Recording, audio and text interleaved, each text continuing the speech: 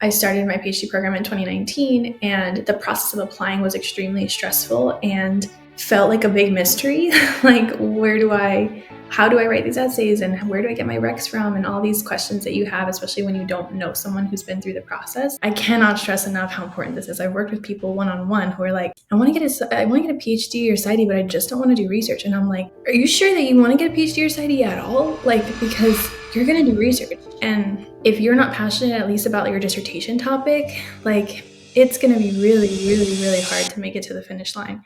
Other than the GPA and what you see in terms of the application, in terms of the numbers, like what actually makes someone truly competitive in getting into graduate school? What is going on, everybody? Welcome back. My name is Phil Sarpon. This is Phil's Guide to PsyD. This channel is dedicated to all things psychology, wellness, and graduate school. Today we have a very special guest. Her name is Dr. Ariel Armas. She is a clinical psychologist, and she is here with us to talk about all of the steps and the necessary guidelines of getting into graduate school. So over the last 5 years, many of you have been reaching out to me, asking me about clinical psychology, about application materials, the CV, the resume, the letters of recommendation, interview tips and mock interviews, all of these different factors to get you into graduate school. And I couldn't think of a better person to bring to the podcast and to the YouTube channel to talk about her strategies and how she helps her own clients as well. And what's really cool is that she has a PhD background. And so I know I've talked about this extensively a lot about the differences between a PsyD and a PhD, but I think it's really good to have someone who went through their graduate school program in a little bit of a different program, but can still offer a lot of really good advice in terms of getting into graduate school, whether it's a PhD or a PsyD. If you haven't already, please subscribe to this channel, like this video for more videos that we will do and more interviews that we will do in the future. As always, you can always check out some unreleased content that we have not released yet by becoming a member. And with that, let's go ahead and just jump right into the interview with Dr. Armas.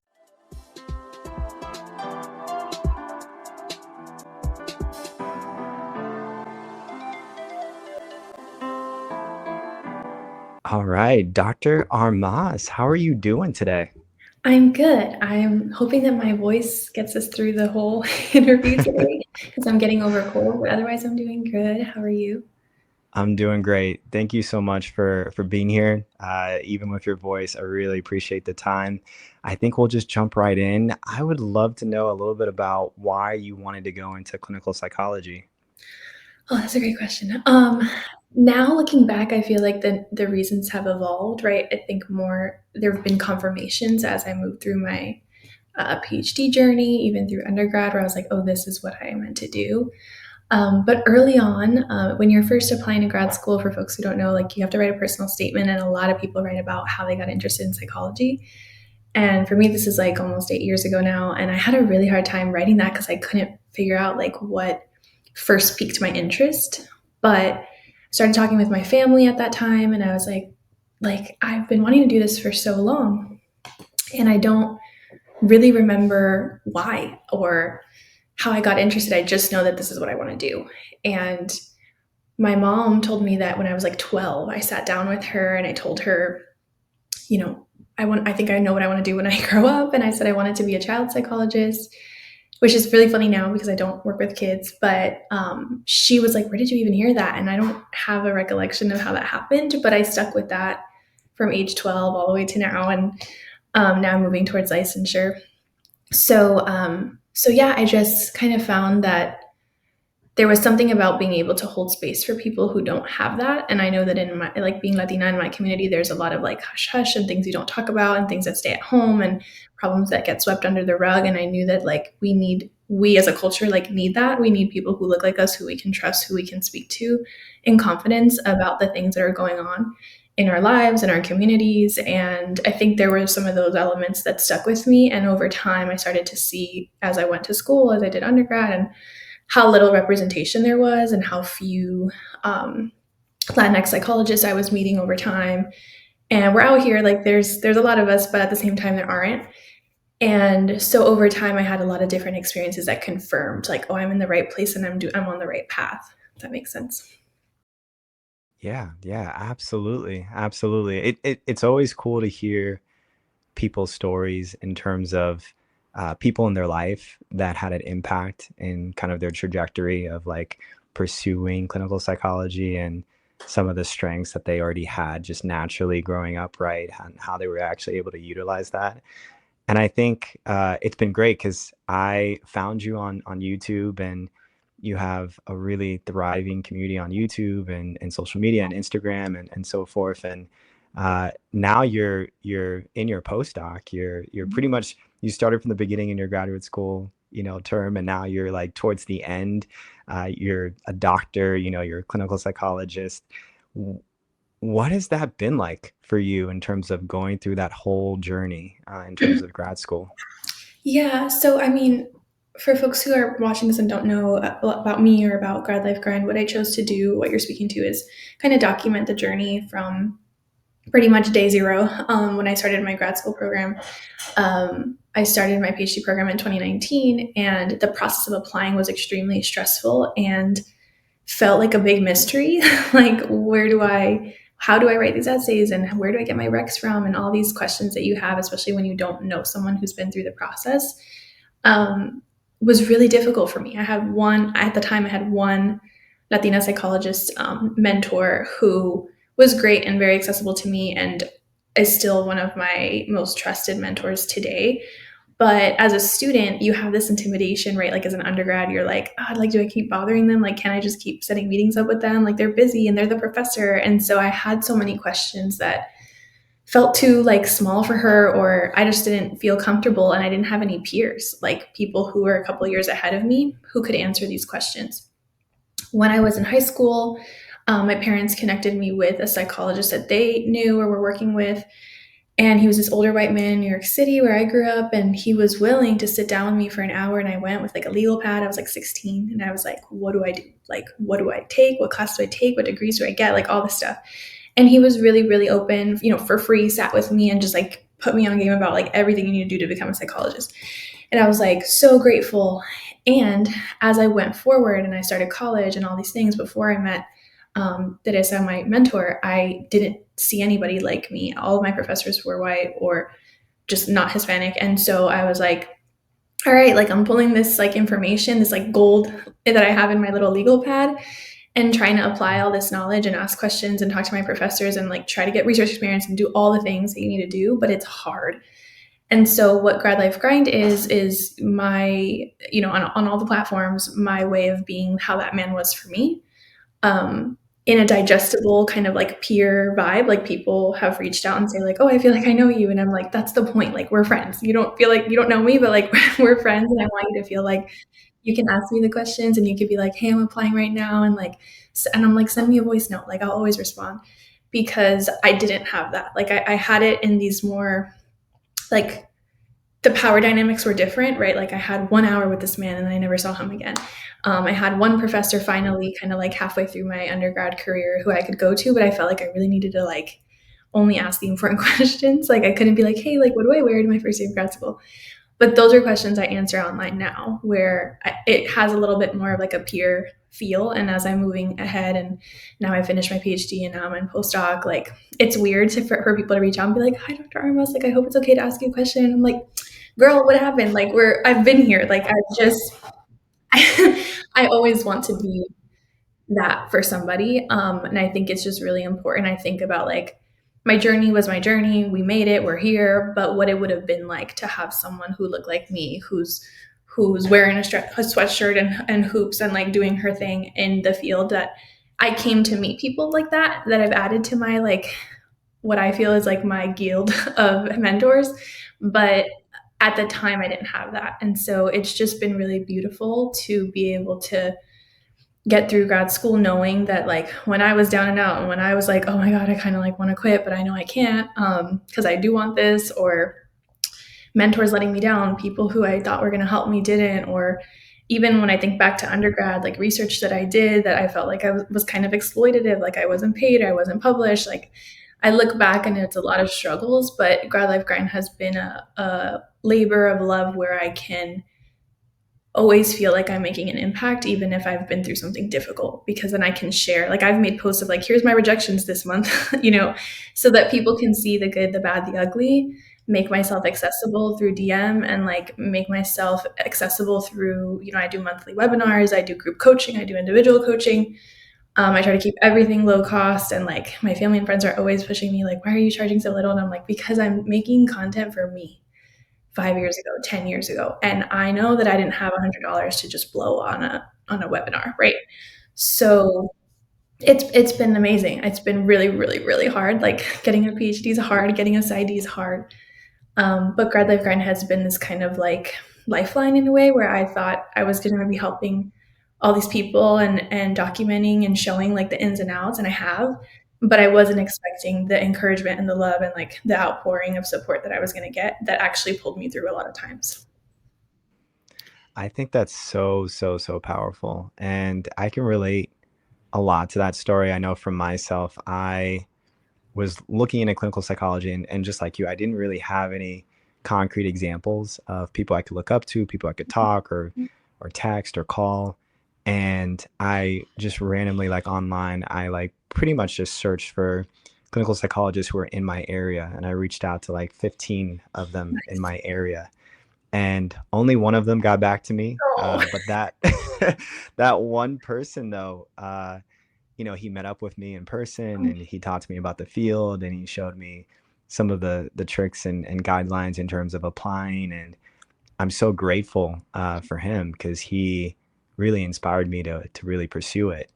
And I think, in the internet space, yeah, at the time there just wasn't a lot of resources, right? And yeah, again, there wasn't a lot of people who also look like me who were also doing it. And so I felt like in some ways I had to kind of do it on my own or try and get creative to yeah, figure it out.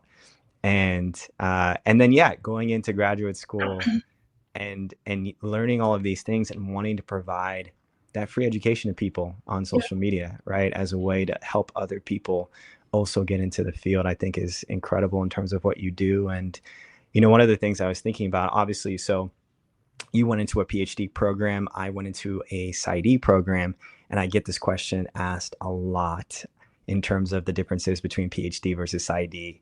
For prospective students who are looking into clinical psychology as a whole, what would be some of your guidelines in terms of choosing between PhD or PsyD? I love these questions. First, I want to speak to a little bit of what you said, and then I'll come back to PhD versus society. I really appreciate the work you're doing online because I know that there are other people, right, who look like you, look like me, that are searching and they're finally finding something.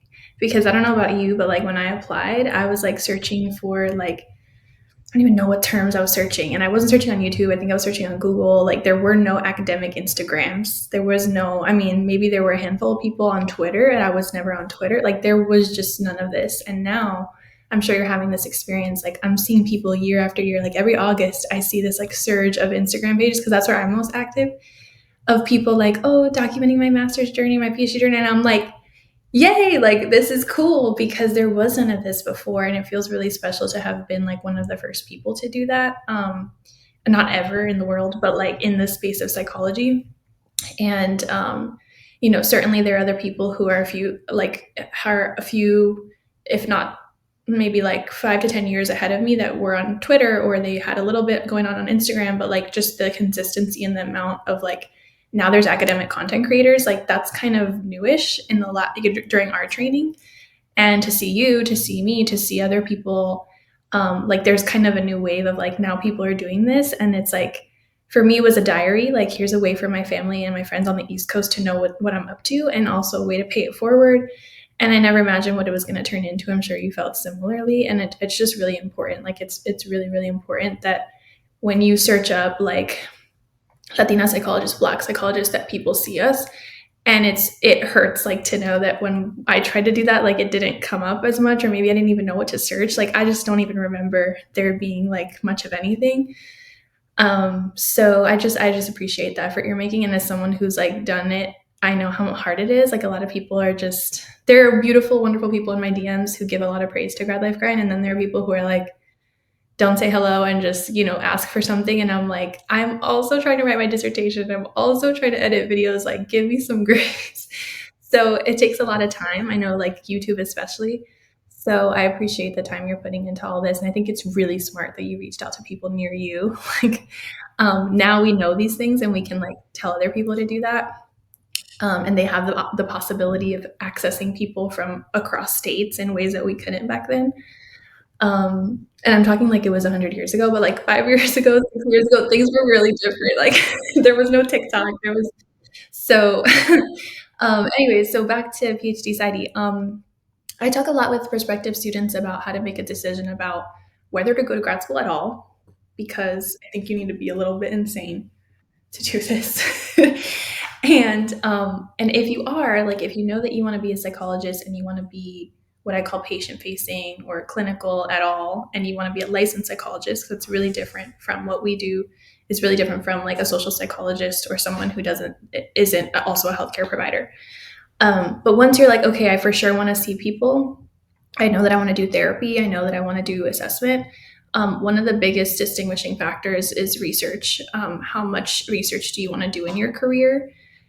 And if you find yourself in the middle, I personally think that the PhD route is recommended, because even if you're not going to be like an R1 and you're not going to like go into this like rigorous research background, at least you're in the right environment to make the connections.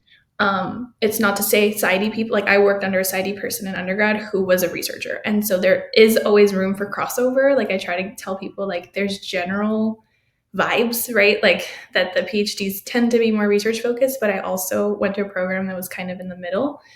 And then we get the kind of like reputation of PsyDs is more clinically oriented. Doesn't mean y'all don't do research. I know that you do, right? So it's okay. Like there's wiggle room. There's not like if I go the PsyD route, I can never have a research career. I can never be a professor. Like that's just not the case, especially now. But I think it does matter when you're thinking long term about like what you want to do afterwards. Do I see myself teaching? What kinds of courses do I see myself teaching? Do I want to teach therapy courses? Because you could totally do that as a PsyD. Or when you say I want to be a professor, do you mean you want to have a lab where you have students and then you're mentoring them through their dissertation and their research career? We're thinking more PhD side.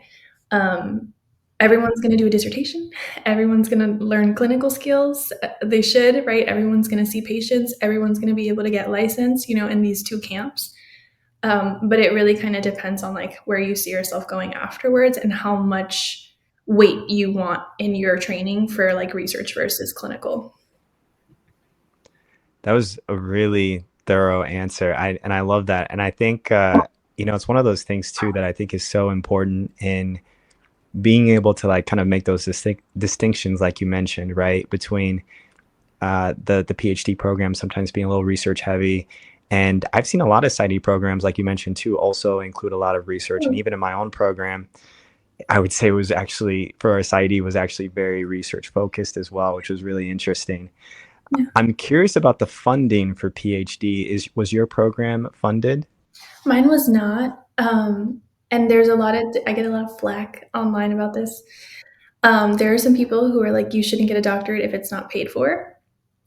Um, and I, for many years, had a hard time with that because it's it's a big decision, right? Like 5 to 7 years of your life. Like if you can get funding, why not?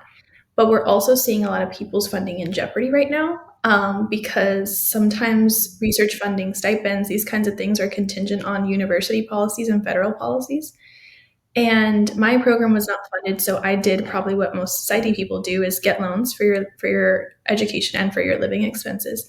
And this is also something that could be in jeopardy, right? Like getting federal loans. But at the time, it was like, I know I'm going to have loans every year versus if I was in an R1 program and my advisor leaves or my advisor's funding doesn't get renewed. Like I've seen too many people be like, my funding ran out. And I was like, I'm not that girl. Like I can't tolerate that. Like I need to get in and I need to get out and I don't need the uncertainty of like the funding issues. So a lot of PhDs, I would say most, tend to be funded in some way where you have a stipend for your living expenses. From my understanding, that's not a huge amount. Like you're not going to be balling off your stipend, and your education is paid for. And usually those stipends are contingent on a teaching assistantship or research assistantship. Like it's not free money. So you're doing additional work to kind of like earn that. Some programs offer like on-campus housing, some don't. Like there's a lot of different variables in funding for doctoral programs, but my program didn't have those options. I did get a scholarship, but it didn't cover close to anything. So I ended up getting loans, and I have been really vocal like online about what that has looked like, and people freak out and they're like, "That's so stupid. How could you get? Why'd you get a PhD and not get funding?" And I'm like, it's okay because I don't hear anybody saying that to lawyers. I don't hear anybody saying that to dentists. I don't hear anybody saying that to MDs. But all of a sudden it's PhD and people are like, you should be funded. But like, if there's not enough funding for everybody, I'm going to go and do what I have to do. So if you can get a fully funded offer, like why not? But that's not the case for everybody. And I just think that you have to weigh your options, right? Like, do I feel like I'm going to make enough money when I'm done to pay these off? Or am I going to get public service loan forgiveness and apply for that and see if that's something that can get my loans forgiven? And do I feel like safe enough to have all these loans? I know it's a huge burden for a lot of people and they're scared. So, okay, just apply to fully funded programs, all right? So when I coach students, I'm like, you need to figure out like what you're okay with. I was okay taking the amount of loans that I took to whatever degree you can be okay with taking out that much money.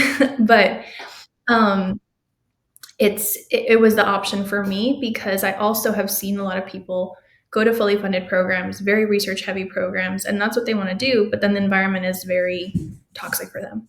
And so I was like, do I want to be tied to funding where I'm not happy, or do I want to go to a program where I felt like there was adequate representation, where I was going to get the Latinx focused training that I wanted, where I was going to get all the things that I wanted?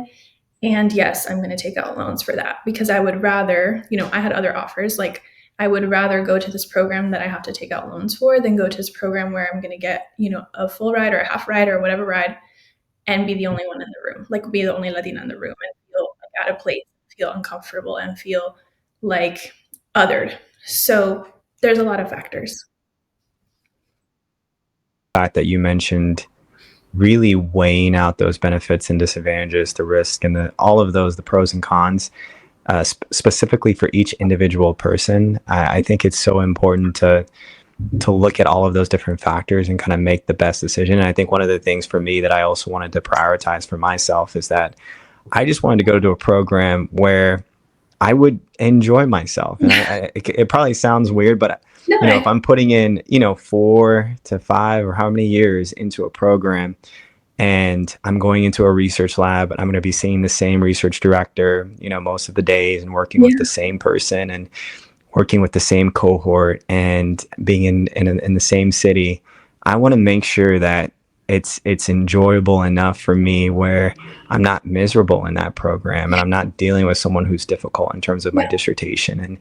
And so for me, I feel like I chose the factors where, yes, money was definitely something that I was thinking about, but my desire to go into a program that I feel like was just a good fit for me in exactly. terms of the clinical training, the research opportunities, and then, yeah, just even in the city that I wanted to be in, right? And so I think, like you mentioned, people are going to have to weigh out those benefits and disadvantages for themselves in regards to what they're willing to give up or sacrifice. And yeah, I think ideally, right, if you can go into a PhD program and it's fully funded, that's great. But you spoke to that myth that every PhD program is funded, and that's just not true, right? There are a pretty good percentage of PhD programs that either run out of funding or are not fully funded, so you still have to work a lot of different hours to make up for it. And so all of those different factors I think are so important. And now that we're kind of talking about going into graduate school and kind of getting the application ready for prospective students, I think one of the things that they normally think about is sort of the GPA and the GRE. And over the last couple of years, I've seen a lot of programs actually get rid of the GRE, and so Yes. they're mainly focusing on the GPA or other different types of factors for the application. But for you, in terms of the people that you've coached and worked with, other than the GPA and what you see in terms of the application, in terms of the numbers, like what actually makes someone truly competitive in getting into graduate school? That's such a good question because this is what I spend the bulk of my time on Grad Life Grind focusing on. I run over the last few years. I run a 12-week program for those applying to grad school, and it's for the people who are like, I know what I know I'm applying. I'm not at the point where I'm like, oh, should I go to grad school? Like, you know what you're going to do, and you just need the accountability and you need the support. And we have like a little group cohort, and they end up supporting each other in the process. And I'm there every week to lecture on a different topic related to this, and I spend a lot of time talking about essays, probably most of the time talking about essays and the experiences, of course, that go into those essays, and also letters. So we can break this down a little bit. So each program is going to ask for at least one essay, if not two. And those are the statement of purpose and or personal statement. Those are very similar. One tends to be more professional, what are your goals, where you're going? And the personal statement tends to be more like, what's your story? How'd you get interested in psych? A lot of schools are blending those prompts, right? And so they'll say, write a personal statement. But then when you read the prompt, it sounds a lot like an SOP, like more research goals and more like long-term goals. And so I just tell people, like, write the essay that they're asking you to write. But in that essay, that's really, really, really important because it is the only opportunity that you have to say anything, like with your own words, before you're invited for an interview. And that essay is what's going to get you invited to an interview, in my opinion. We're sitting here as, you know, you're on internship, I'm on postdoc. We're not on the admissions committee for any university right now. However, I worked in admissions for a few years at my program, and what really matters in the interview is different than what matters pre-interview. But I think of the essays as your only opportunity to speak before you actually get in front of anybody. And your CV is going to do something, you know, it has this like format, and your GPA and your transcripts and like all of these are just documents, right? Like that prove, you know, things you've done or scores you got, tests you took, whatever. But your essays are in your own voice. And to me, that's something that I'm going to read and say, like, oh, this person is interesting. This person's smart. This person has experience. This person has a passion. I want to meet them. And I want to invite them for an interview. And so those are really, really, really important. I've read a lot of essays, and people are missing the opportunity to like share who they are. They're missing the opportunity to stand out because they're trying to repeat whatever's on their CV. They're missing an opportunity to like humanize themselves because they're wanting to like check the boxes and just sound like they're smart. Like, everyone's smart. If you're applying to grad school, you're smart. If you have these goals, you're smart, right? So how do we, you know, stand out and like show who we are and what we bring to the table? And then letters of recommendation are underappreciated, I think, by applicants. And this is something you need to be thinking about way in advance. Because if you want to be a clinical psychologist, you want to be a school psychologist, you want to be a counseling psychologist, you want to be licensed, we work in an interpersonal field. If you can't build relationships, I'm concerned. So if you don't have anyone to ask, I'm concerned, because a lot of students are like, go, go, go for various reasons. Maybe you're working in school, maybe you're caregiving for a family member, maybe you know, all these different things. Maybe you have children while you're in school, and so you don't have time to be like in office hours. I get it, and I wish there weren't so many barriers. And similar to how the essays are the only opportunity for you to speak, your recommendation letters are the only opportunity that someone else in the field who has a license, who's gone through all of the steps, because it's really hard to become a psychologist, can speak for you. And that says a lot, because it's colleague to colleague. It's me writing a letter to Philip and saying, hey, I recommend this student, and I went through the same training you went through, and I think this person has what it takes.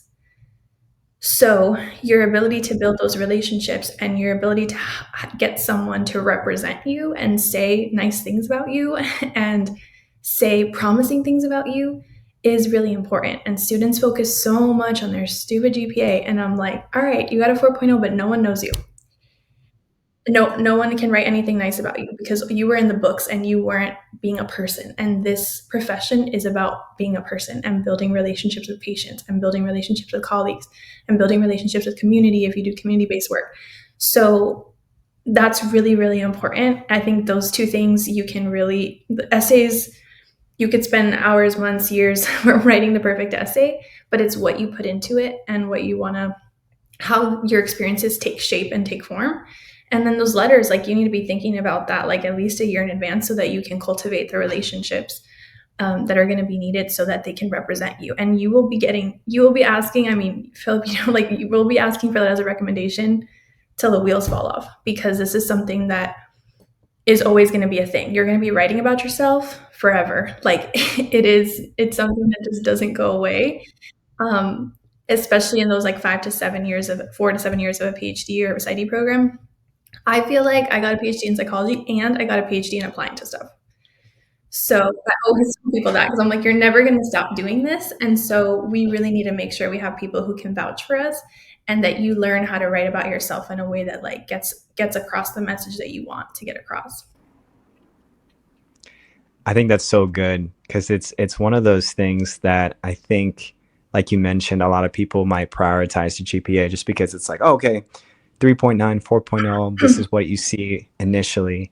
But yeah, so much of psychology is so much more of those skill sets of how you talk to people, how you approach people, how you build those relationships. And one of the things that I was thinking about as you were talking was getting those letters of recommendations from people who specifically are in that same type of field. Because I think sometimes prospective students can say, "Oh, all right, my boss or my coworker or maybe a friend, I can get a letter from them because they know me really well." And I was able to kind of work in some of my admissions a few years ago in my own program, and there were students who were getting these letters of recommendations from psychologists who they had worked with or who they maybe had partook in some of their research experiences, clinical experiences.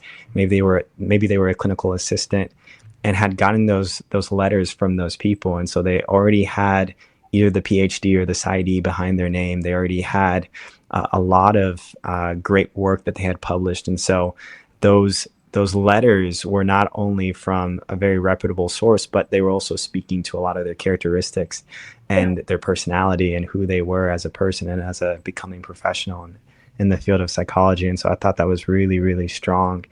What about for students who, because I think I also get a lot of questions about research and for people who are in college or are maybe in their master's program and they're trying to find a way that they can get more research experience to get into graduate school. First of all, how important is research experience, and how would you guide someone in terms of trying to get more research experience for that application process? Research is so important. Like it's if you want to get a PhD, I really struggle with this because people try to find their way around it and they're like, really want to get a PhD, but I don't have research experience and I have this and I have that. And I'm like, get research experience. I'm sorry. Like, because you're going to be doing research for the next 5 years, it is a little bit, I don't know what the right word is. It's a little presumptuous to apply to a program and say, I don't have this thing that I want that you want me to do for 5 years, but I want to do that thing for 5 years. What? So we got to back up and we got to be realistic. If I need to, as a faculty member, as an admissions committee reviewer, as whatever my role is in the university that you're applying to, need to pick the people who are most prepared to do what's necessary in this program and do what's necessary in this field, and you haven't scratched the surface, why would I pick you? Like, it just doesn't make sense. Doesn't mean you're not smart, doesn't mean you're a bad person, doesn't mean you can't make it happen, doesn't mean all these negative things about you. But let's be real, because the other people who are applying have done what they need to do. And so then you're going to waste time, then you're going to waste money. Applications fees are not cheap. So then people get discouraged. Oh, I applied to all these programs, Ariel, and then I didn't get in because I don't have research experience. I told you.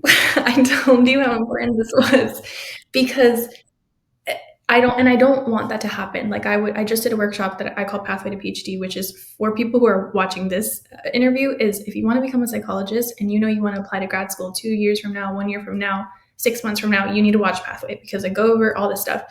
But I told them, this was like last week. I told them I would rather you go through my content, go through my webinar, go through whatever this interview and say, oh no, I'm not ready and I need to wait a year or more and get research experience and get clinical experience and get blah, blah, blah, and build relationships. Then apply this year. I would rather you do that because what happens is people preemptively apply, they spend the money, they spend the time. It's stressful. I don't think I've ever been so stressed in my life until my dissertation. So it's stressful to apply to graduate school. And then they don't get in, and then they're discouraged. And then they're like, oh, I don't know if I could go through that again. Because I don't know if I could go through that again. I feel them, right? And so I'm like, yeah, it's hard to year after year apply. And it's like, you have a passion for this, but it's like, we need to be strategic then.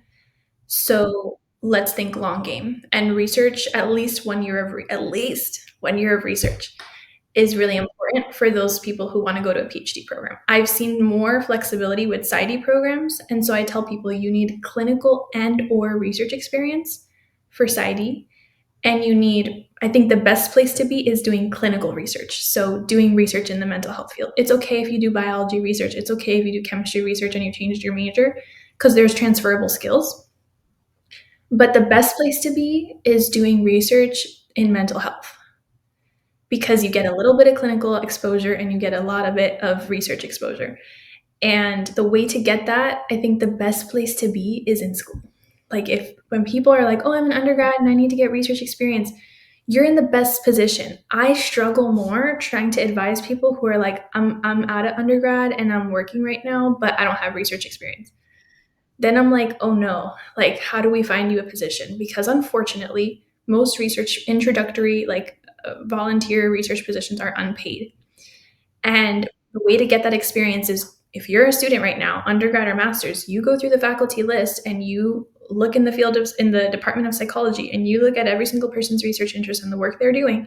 You find something that's interesting to you and you reach out to them, and everybody needs help. I have even advised people like reach out to a grad student who's doing their dissertation. They need help. And who's going to say no to free help, for research? It's a lot of work. So if you're not in that position and you've already finished grad school or you're not in school right now and you're like, oh no, I went through my whole undergrad focusing on my grades and now I don't have any research experience, what do I do? I'm going to hold everyone's hand when I say that you might have to still volunteer and you might have to work your full time job and you might have to pay your bills doing that and you might have to find time to volunteer your time for research. I'm not saying it's right. I'm not saying it's not exploitative. I'm saying that's where the field is at right now. You can find research positions that are paid, but it's rare. And if you are going for a paid research position, they're going to look at what experience you have, and you're not going to match the other competition. So you can try, and it's better than going all the way to grad school apps, but it's hard to get research experience that's paid when you've never done it before. Not impossible, but it's hard. So the best place to be is an undergrad psychology student right now because you have the entire university at your disposal and there's research going on. And you can reach out to those people that are already at your university. You can reach out to the local medical school. You can reach out to the local hospital. You can reach out to nonprofits who have research going on. Like there's ways. It's not easy, but that's part of what the skill set is. When you are applying to grad school, you can say, I already finished undergrad and it was really hard for me to find research experience, but this is all the things I did to find it. And then that's a win. So it's a lot, but I cannot stress enough how important this is. I've worked with people one on one who are like, I want to get a PhD or PsyD, but I just don't want to do research. And I'm like, are you sure that you want to get a PhD or PsyD at all? Like, because you're going to do research. And Philip, I don't know about you, but like, if you're not passionate at least about your dissertation topic, like, it's going to be really, really, really hard to make it to the finish line because if I love the topic that I work on. Like I love intimate partner violence and IPV in ways I don't love that it happens, but I love that I can be a part of it. Um, I love Latina women. I love working in women's health. I love doing this work, and I wanted to quit all the time. And so you really have to love this and want this. And if you don't, then it's okay. Just reconsider. Like really, really think about this. I think one of the questions that people have to ask themselves is, if I don't like research, if I don't have a lot of research experience, if I don't want to do research in graduate school in a PhD or a PsyD program, then why do I want to become a clinical psychologist? Because there are other career opportunities, right? You could become a master's level therapist, a licensed clinical social worker, you could go into therapy and not have to do the research at all and still do what you want to do in terms of just therapy. And so there has to be a good enough reason and hopefully some experience to back up you wanting to become a psychologist. And so I really appreciate you sharing those things. And I think they're also really valuable in a sense of like, one of the things that I've seen a lot of students do recently is reaching out to people on LinkedIn. Mhm. So whether they're graduate students, whether they're PhD, PsyD students, and just asking, like you said, asking them if they need help on their dissertation. Everybody in graduate school needs help on their dissertation.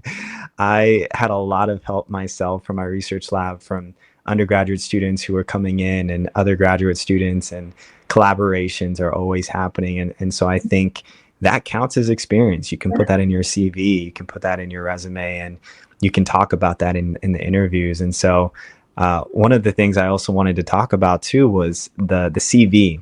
I think the CV is one of those application materials that people, at least from what I've seen, people don't necessarily put a lot of time or effort into maybe the presentation of the CV, or they don't think the CV matters as much. How would you guide someone who, okay, they have all of these experiences, clinical research? What are some maybe tips or guidelines that you would help for someone to kind of improve just their overall CV? Yeah, I think that's really important. I'm glad you brought that up. I can't stress enough how important it is. Like you said, the presentation, and people don't put enough effort into that. If it doesn't look clean, even if I haven't read it, like I haven't read what you've done, but like it's all over the place in terms of like the lines are inconsistent, the fonts are inconsistent, like all this stuff, I don't want to read it. And maybe I'm just dramatic that way. But I'm like, I have to read this multi-page document that you didn't put time into, and I have to read 100 of these. Like that's just not fair. So make it nice to look at. And nice to look at doesn't mean colors. Please don't use colors in your CV. It means that the formatting is on point, that the consistency is on point. So I do CV reviews. Like people can reach out to me, email me, whatever, and I will read your CV. Obviously, there's a fee, but there are some people who have hired me, and I'm like, when you figure out the formatting of this, I'll read it because I don't want to waste your money. Because I'm not going to waste my time doing edits of, this is in italics down here, so it should be in italics down there. You need to figure that out, and then I will read it for content. And I say that with so much love because that's how people are going to handle it later on. So formatting is very, very, very important. The second mistake that I see people making in their CV is that we all know our experience, right? So like if I work at this job doing, I don't know, I'm a clinical research coordinator working on studies around eating disorders, just example. I know that job. So I know the acronyms, I know the tasks, I know these like terminologies that you use in your team, right? Other people who've never seen this before, they don't know what the heck you're talking about. So a lot of people write these minimal bullet points of what their responsibilities were that if I didn't work on your team and I wasn't in your meetings, I don't know what that is. So, and that's hard because you're so close to it that you're like, oh yeah, like it was called the weekly attendance report. Like attendance for what? Attendance for participants, attendance for meetings, like what are you saying? So it's hard sometimes, and that's where I tell people get feedback from your mentors, get feedback from a peer that can zoom out and be like, I don't know what you mean by this, right? And so people are very minimal, like data entry, ran weekly reports, blah blah blah, and so people are very like minimal in the way that they describe what they did. And I'm almost always doing edits like expand upon this and like explain to me how this contributed to the project. So it's not the same to have a bullet point that says was involved in recruitment versus bolstered recruitment by 50% using blah blah blah methods. Those two people probably did the same thing, but guess who's going to get more impression points, right? So it's really being thoughtful about how you're conveying what you did. Almost everyone who's applying to grad school has done something cool, has done something interesting. But if you can't convey it, then you don't get credit for it. And that's, I mean, we can debate about why and if that's fair, but that's the reality. So you could be the most qualified person in the room, but if your CV looks like crap, you're not going to get the points. There's going to be people who did very minimal research, did very minimal whatever, but their CV and their organization and all this is meticulous and organized and well explained. And so I want to work with that person because we're thinking about like think the best thing people can do is put themselves in the shoes of the reviewer. If I'm a faculty member who's going to have you in my lab for 5 to 7 years, we're getting married, basically. Are you are you gonna are we gonna work well together? Because if you're disorganized, you're not explaining things, you're like, then what is that gonna mean for our communication? What is that gonna mean for organization of projects? What is that gonna mean for your productivity? What is that gonna mean for longevity? Like, do you have what it takes to get to that 5 year mark, 6 year mark? People don't think like that. They just think like, oh, I have to like have a CV, I did it. And it's like, but how does it compare to everybody else? And how is it gonna be received? Yeah.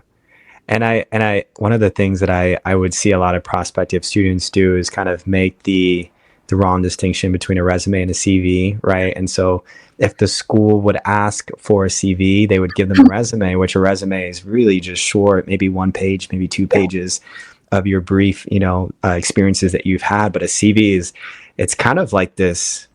I mean, it's so, I think of it as, it really is kind of like a novel of all of the things that you've done in bullet point, Yeah. points, but like it's really, it could be 5, 6, 7, 8, 9, 10 pages, because it really is a good, it goes into your work and your experiences and your clinical experiences in a very thoughtful way. And being able to make those distinctions in terms of what the schools are actually asking for, because there might be some schools that ask for a resume, and you can ask them if they really mean CV or resume, but making sure that students know those differences too, because as a graduate school, admissions team, if we only get a resume, but we actually want your CV, that's gonna cost you.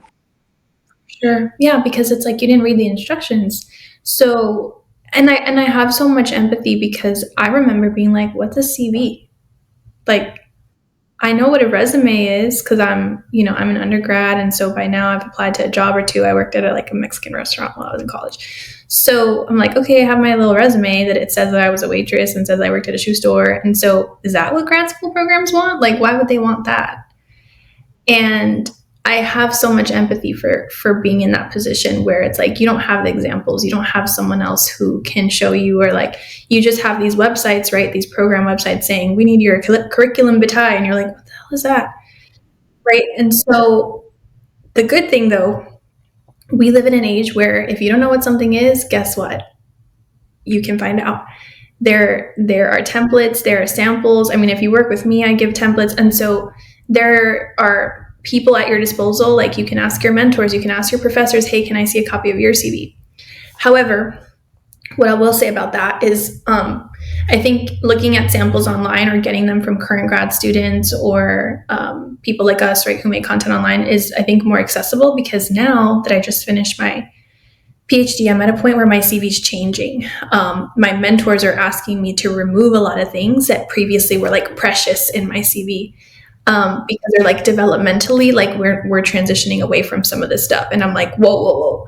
So, and that's cool, right? But my mentors, I remember seeing like my professor's CV is like, I don't even know how to edit this into mine because she's all the way over here and I'm just starting. So just a note for people to be aware of like CVs change over your developmental stage in your career. Like the grad student CV is very different from the early career psychologist CV, especially in research, and so on. Like if you see someone who's like I don't even know how to pronounce emeritus professor, um, like their CVs look really different from ours, and that's good. That's okay.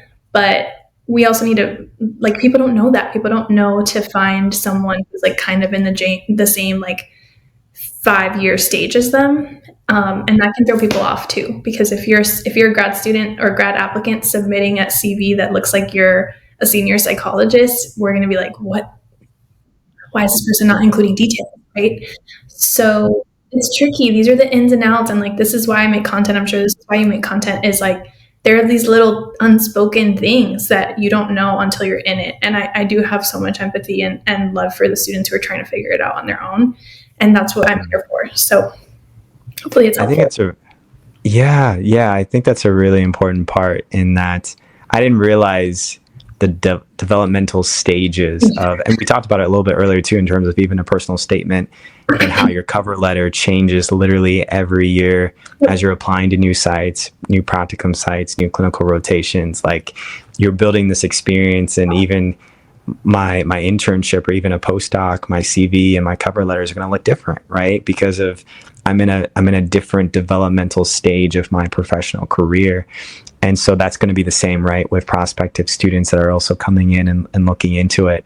And so now that we've gone through the CV, we talked a little bit about the personal statement, we've talked about the letters of recommendation. Let's say you have a student, they get an interview, they get their first interview, they're super excited, they're ready to go. What are some of the more overlooked aspects of interview prep that you would want students to really prepare for and really hone in on as they're getting ready for their interview? Great question. I just want to say that every question you're asking, I have a webinar for. Everything you're asking, I have some kind of service for, which makes me really proud, because part of what I try to do with Grad Life Grind is remember every problem and every question that I had and turn it into a post that's free, or a free resource, or a paid but very affordable webinar, integrate it into my coaching program. Like, I'm always trying to make sure that, like, because we've been through it, we know the struggles, we know the questions. And I have a whole like grad school interview webinar that I do every January, because that's interview season. And this is where we talk about all this stuff. So I'm not going to give all the gems away, but a couple things. Just be a person. And I know that people are like, I am a person. Yeah, but you're not a robot. So your interview is not the time to be like, well, I completed this 1 year, blah, blah, blah, and I did this task and that task and published in that. Okay, you're a walking CV. We need to hear who you are. And I've said this kind of throughout today's interview, is everybody's smart. Everybody who got an interview is smart. Everybody who got an interview checks the boxes on paper. Now, who are you? What is it going to be like to work with you? And I always say you're going to be married to your advisor in a way. What is it going to be like to be in this professional relationship with you, in this lab with you for the next 5 years? And I don't want people to overthink that. Like, oh, if we're going to be in the lab together, then I need to start talking about like what I'll do when I'm in the lab. No. Just be yourself. Say people's name. Smile in your interview. Hi, Dr. Armas. It's so nice to meet you. Thanks for your time at the end of the interview. Thank you, Dr. Armas. It was so nice to meet you. It's these little things that make you more personable and more memorable. There are a lot of ways to drop the ball in an interview that we can't spend time on, but it's the small things, because it's like, I'm already here. I'm already got my foot in the door. That means everything on my CV, they liked it. That means what I wrote in my essay, they said, wow, I want to meet this girl. So now that I'm here, I just have to be that girl, right? And not try to fit too much into this box of like what you think they want to see. They just want to see you. And I know that's really scary. Like, that's really, really scary, because it's like, can I be myself? Can I wear this color? Can I like, and I just try to tell people, like, as long as you're being professional, meaning you're not swearing, you have clothes on, you're not doing any of the glaring things, it's okay to be yourself, because if that's not what they're wanting, then I don't want you there. Right? So if you walk in and you're wearing something that is appropriate but expressive to you, and that program doesn't receive it well, guess what? You're going to have a really tough time there for 5 years if you decide to be there and they decide to take you. So you can be yourself, right? Like, you should be yourself, because I think people get into, especially if you're like from an underrepresented group and you're like, I want to like fit the mold. Sometimes that's a big risk, because when you fit the mold and maybe they're looking to find their token whatever person, then if you weren't able to be fully yourself and you weren't able to really see yourself there, then it's going to be hard the next few years, because you're going to have to confine yourself to that mold every day for the next 5 years. And that takes a toll. I mean, we can spend a lot of time talking about how that impacts someone. So I think those are the main things. Be a person, be yourself. I mean, don't talk in an interview like we're just kicking it either, but you can be you and not just like regurgitate your CV. I think that's the most important thing. Yeah, I see a lot of students where you have a group of people who kind of over prepare, and so Yeah, they'll do mock interviews, they'll get ready for questions, which is they'll be good. really really prepared, yeah, which is really really good. But then, like you mentioned in the interview, they seem super scripted, Yeah. very robotic. If it's a virtual interview, they're like reading off of their Google Doc, and you Mhm. can actually see their eyes Yes. going up and down, right? And then there's the people who are like, you know what, I'll just go into it, it'll be fine. And then, they get into the interview, they ask them a question, and they're kind of like stumbling over their words, they don't really know what they're saying. So there's that fine balance of like being prepared but not feeling too robotic or scripted, but like you said, being able to be yourself, and show them who you are, right? Because they see who you are on paper, but they really want to see who you are, obviously, in person too. There's a question that I get a lot from students about, and I feel like most programs will ask this question in some type of way, right? Mhm. Whether it's, why did you pick us, or why did you want to come into this program, or how do you see this being a good fit for you? And if you're a student or a prospective student, how do you kind of answer that question in terms of just because you could go so many different ways, and I'm curious to know how you'd guide someone through.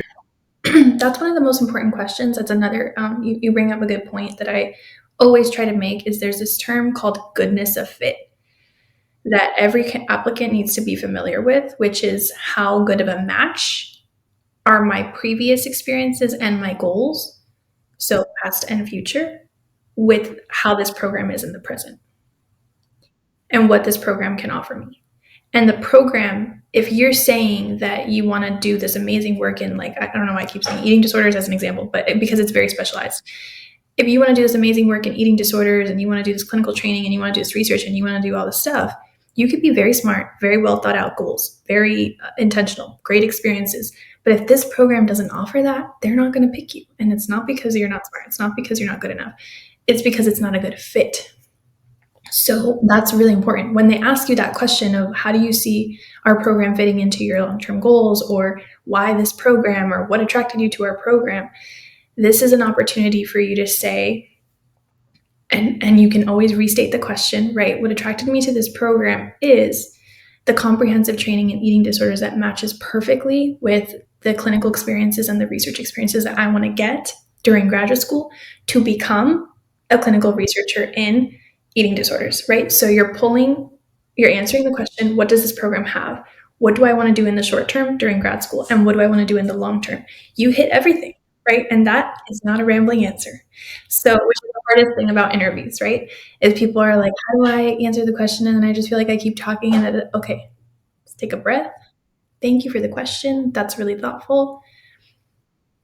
And then just think program, short term, long term.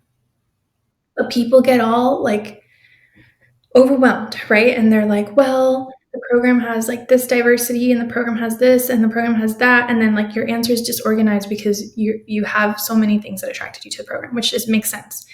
But then you're like, well, I did this research project in undergrad, and that has nothing to do with the question. But we think that in an interview we're supposed to talk about what we've done, and I get that, and you can pull that in, right? So you can say another version of the same question. What attracted me to this program is a number of things.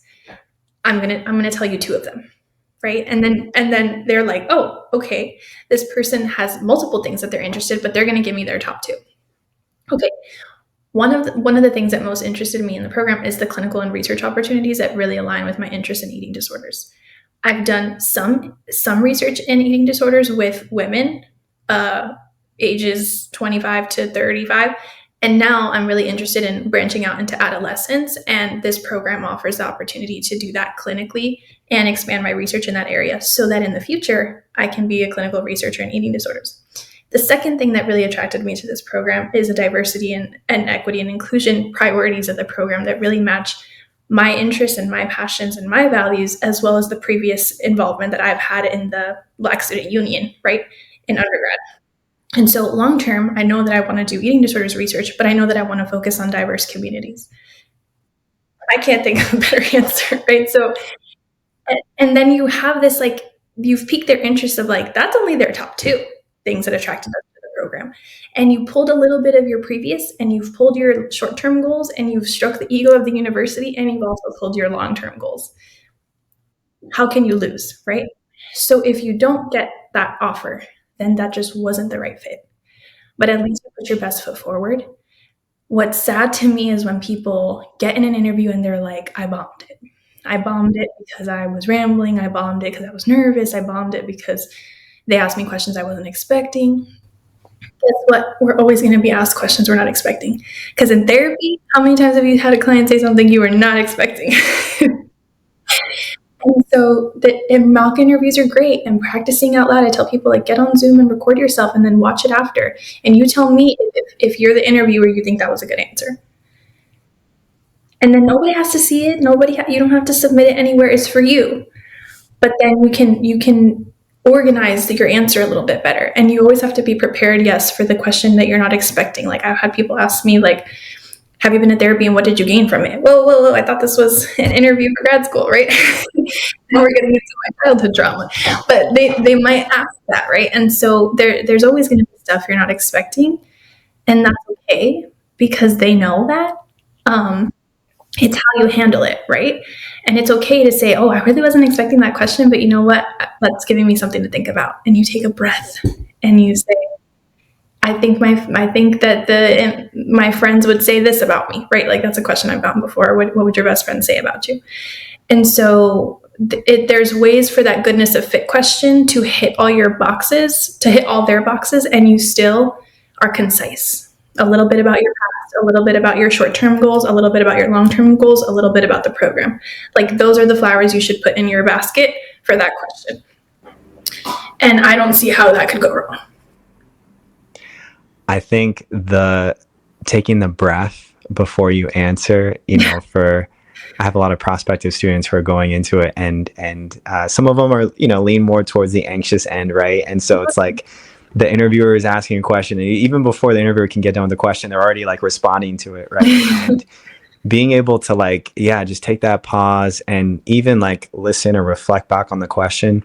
I've had students, ask them if they can take notes on the question so they can feel a little bit more organized. And usually most of them are really cool with that as well. And so being able to take that pause and collect your thoughts and then have that response, I think also shows them, wow, this person's really thinking about this question. Like, they're very serious about wanting to answer this in the best way. And yeah, I think that's so good. If you do all of these things and you don't get into the program, it's not that you weren't a great applicant. You could be a great applicant, but it could also just not be a good fit.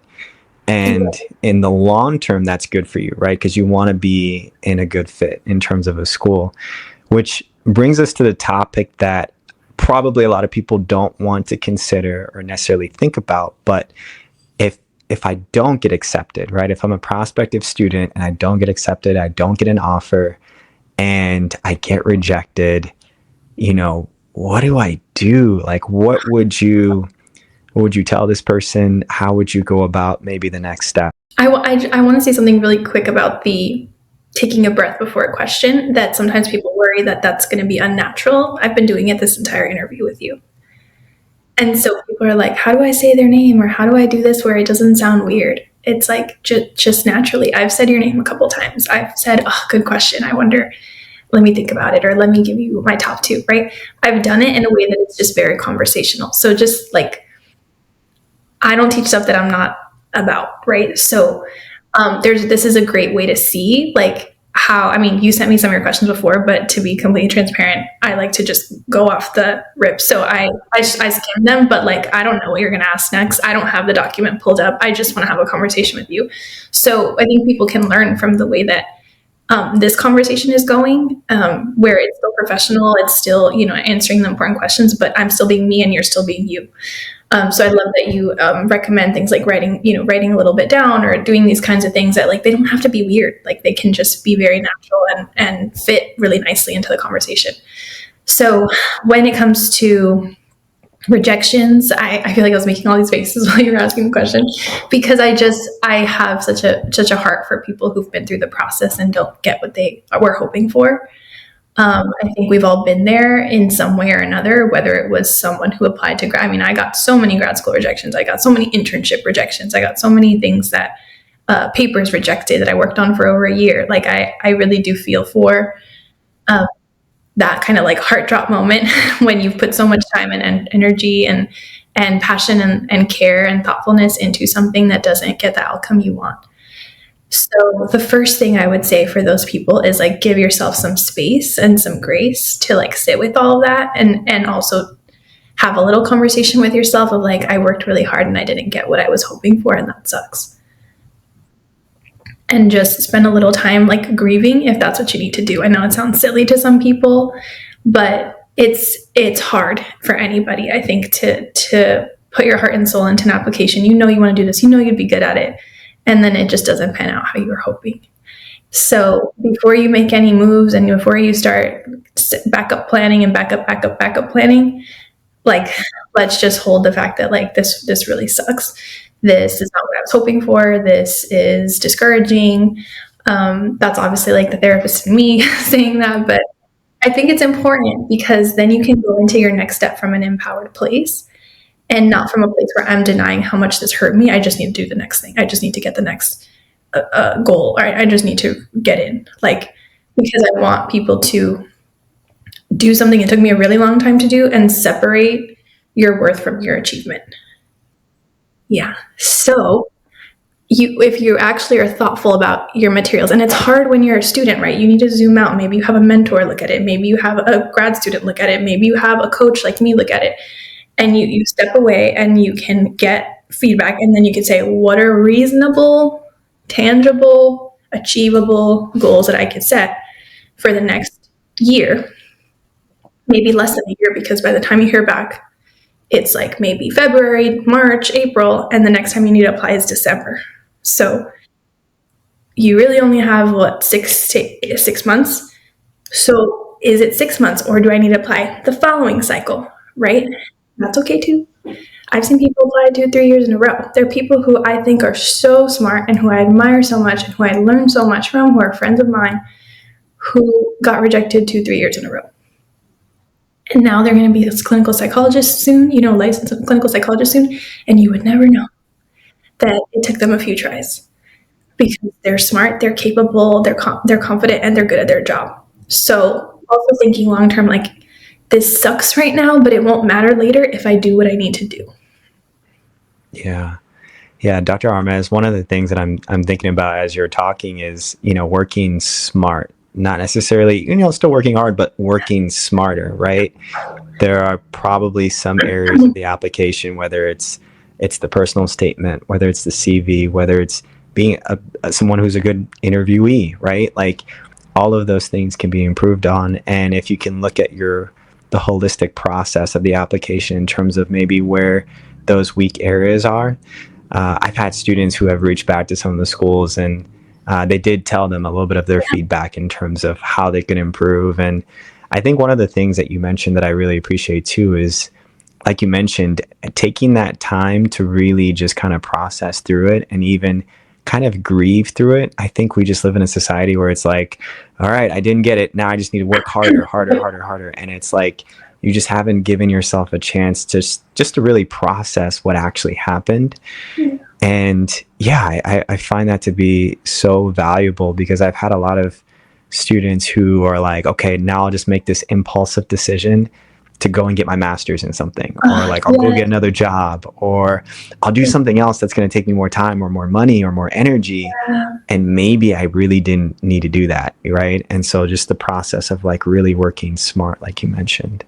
Yeah, you're so right about that. I think I've seen that happen before, or people, like I said, give up and they're like, all right, this isn't the field for me.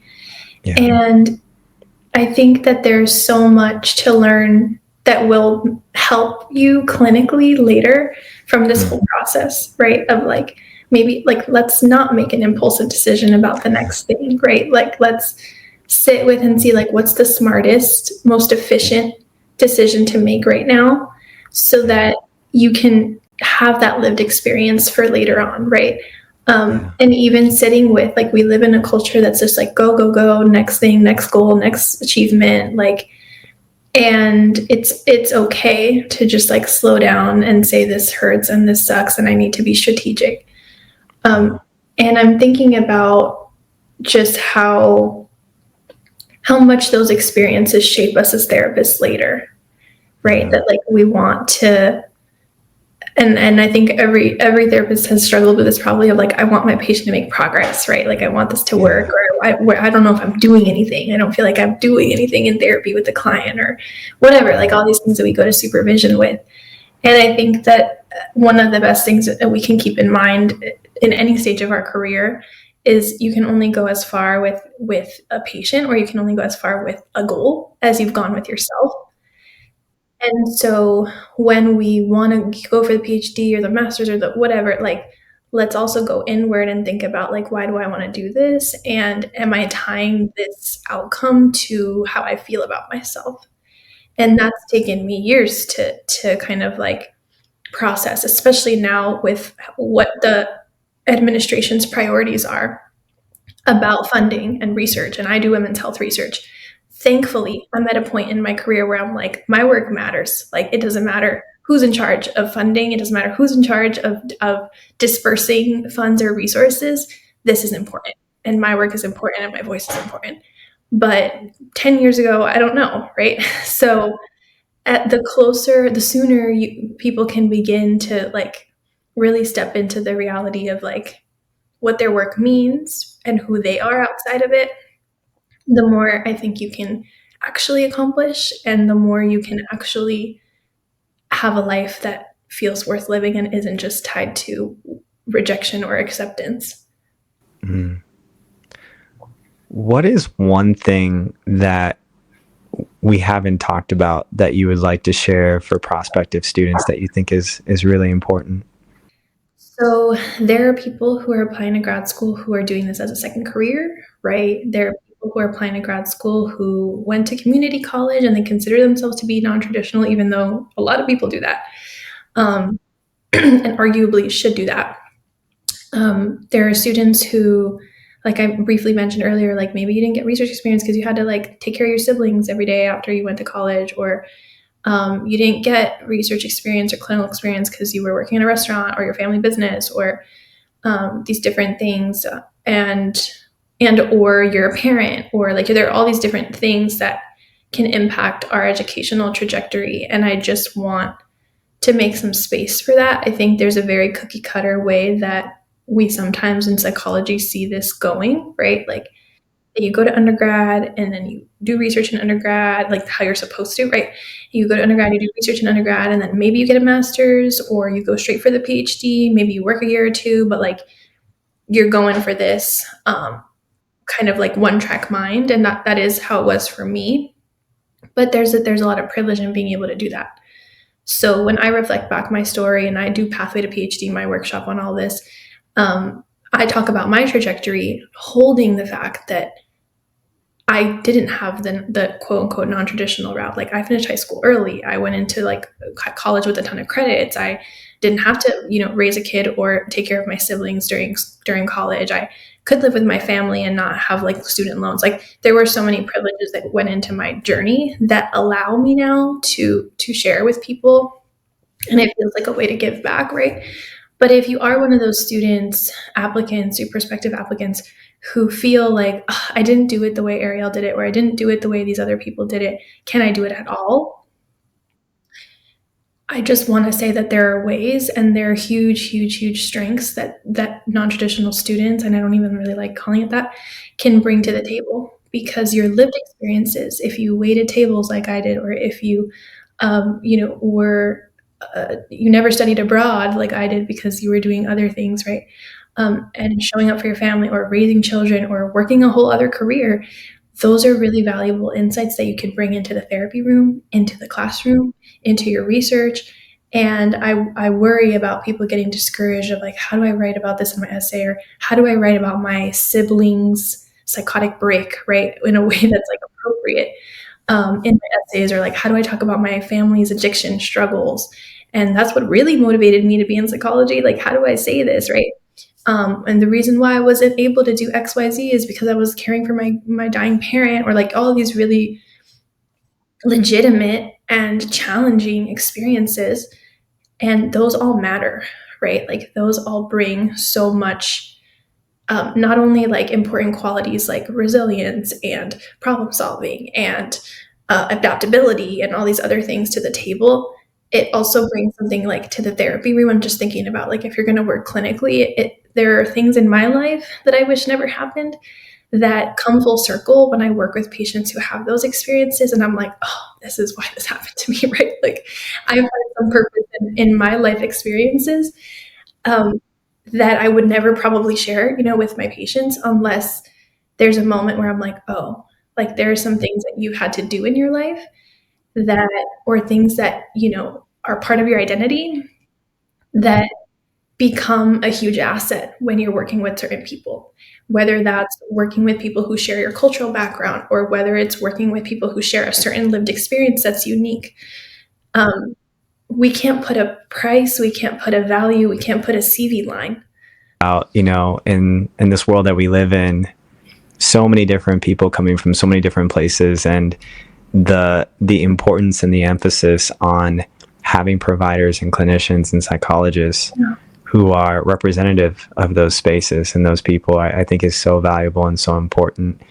And Dr. Armas, I really appreciate everything that you've shared today. You've given so much wisdom and guidance and support and skill sets and things and nuggets of wisdom that I think people can really tangibly use in their interviews and their application process. And I want to thank you so much for that. And we have a closing tradition on this podcast and channel. I wanted to ask you, for you give so much to, I'm sure, your clients, your patients, your people who are around you in terms of your professional life and your personal life. How do you take care of yourself in terms of whether it's physical, mental, spiritual wellness? That's a great, great question that everyone needs to be thinking about, especially if you want to be in this field. And I appreciate this conversation so much. As you can tell, this is something I really love to talk about and make content and resources around. But for me, I think that when you're a psychologist and when you are just the kind of person I am in general, you're a giver. And I have struggled over the years with like doing, right? And I'm really working on slowing down right now. And one of the ways that I've been able to do that is through my faith. I'm a Christian, and I find so much peace in being able to be in the quiet. Like I just believe in a God that doesn't require anything of me. And I know not everyone sees their faith that way, or whatever faith tradition they have. They don't always see that. Sometimes we see like we need to strive for God, or we need to do this for whomever or whatever we believe in. But I believe in a God that like I can just sit and I'm just loved no matter what I do. And that's such an opposite experience from how our world is and how I feel I've had to be in the world. Like I have to do this and I have to get on this call and I have a meeting and I have to deadline, and all my life is so like go go go. And I'm really trying, like I said, to slow things down in my life. But I get to just be in prayer or in scripture or in contemplative prayer, where I'm just receiving that, like, at least my belief is that there's a God that loves me, that made me, that doesn't require any performance from me or achievement from me. And out of that outpouring of like, wow, I just get to just be, I get to give so much. And so that's what fills me up when I'm like, I have so much to do and I'm so tired. And I usually take a day like once a week to have like a Sabbath where I don't do anything and I don't wash dishes and I don't do homework and I don't study for the ECCC and I don't do any of that stuff, to remember and to honor the fact that the world keeps turning because God keeps turning it without me. And I think it's one of the biggest gifts that my faith and my spirituality gives to me, is that, yeah, I'm Dr. Armas and that's really cool, but I'm just a small speck in the universe. And there's so much other stuff going on, and life goes on if I take a break. And that's something that, because of my program, because of my upbringing, because of my everything, and because of my goals and because of my passion, that I need. Like I need to slow down and I need to remember that like I'm not the creator of the universe and I'm not the puppeteer of the world. And things happen without me. And for everyone, I think it's important to have whatever restorative practice that helps you remember that and helps you slow down in a world where we're again very go go go, do, that you can just be. And for me, that's just been faith. That is incredible. And I really appreciate you sharing that in terms of just how it takes the pressure off, right? Especially for prospective students who are probably very high achieving, smart, intelligent, go getters, right? Sometimes we need to hear that, that we need to hear that there's not this sense of like we get so sucked into the performance that it becomes all about the performance and what we do instead of who we are and just kind of being, right? And I appreciate you sharing about how you've kind of cultivated and created a space for you where you can just be. And I think that's a good reminder for all of us in regards to whatever we're pursuing. And so, Dr. Armas, I really appreciate this conversation. I know, yeah, we've gone a little bit longer than I normally go in terms of my interviews, but honestly, it's just because I think you just shared so much, again, wisdom, guidance, and support. And so I'm really thankful for your time. Thank you so much for being here today. Thank you for the space. Thank you for all the work you're doing. This was really fun. And I'm excited to hear from whoever listens to it. Like, send me a DM or send me an email. I think we're going to have like all my contacts in the description. And I'd love to hear from you, or like what you got from this interview, chat with you, work with you. And so thank you for making this space for not just me, but for everyone who's benefiting from your channel.